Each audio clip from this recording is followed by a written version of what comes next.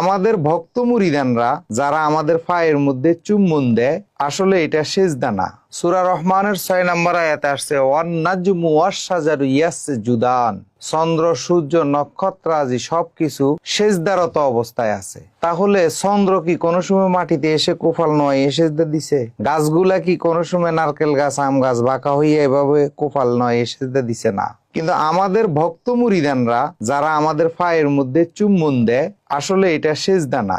একটা ভক্ত সে সর্বোচ্চ প্রেম ভালোবাসা উজাড় করে দেওয়া মানে হলো সে আমার পায়ে মাথা রাখা মানে সবকিছু সে উজাড় করে দিয়েছে। তো এইটাকে আমাদের দেশের এক শ্রেণীর আলেম সমাজ অপপ্রচার করে। সূরা রহমানের 6 নম্বর আয়াতে আসছে ওয়ান নাজমু ওয়াশ-শাজারু ইয়াসজুদান, চন্দ্র সূর্য নক্ষত্র আদি সবকিছু সেজদারত অবস্থায় আছে। তাহলে চন্দ্র কি কোনো সময় মাটিতে এসে কোফাল নয় সেজদা দিছে?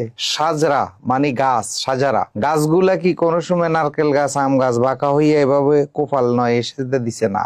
মূলত সেজদা শব্দের অর্থ হলো আল্লাহর আদেশ নিষেধ মানা। যেমন আল্লাহ আদেশ করছে পূর্ব দিকে উদিত হবে, পশ্চিম দিকে ডুববে, প্রত্যেকদিন 15 দিন অন্ধকার রাখবে, 15 দিন চাঁদের আলো দিবে। আল্লাহর আদেশ কিয়ামত পর্যন্ত পালন করতেছে। মূলত আদেশ নিষেধ মানা হইল সেজদা। এখন এইভাবে কোফাল নোয়াইয়া এটা কোথায় থেকে কিভাবে আবিষ্কার হয়েছে সেটা আমি কোরআন হাদিস গবেষণা করিও এখনো পাই নাই। যদি পাই আমি জানাবো। এখন আপনার প্রশ্ন থাকতে পারে এটা কি নবী করে নাই? এটা কি নবী করে নাই? আমরা করি না? আমরাও তো আল্লাহকে অনুগত্য প্রকাশ করতে আল্লাহর আদেশ নিষেধ 100% মানি মনে করি। আমরাও সেজদা লুটিয়ে পড়ি।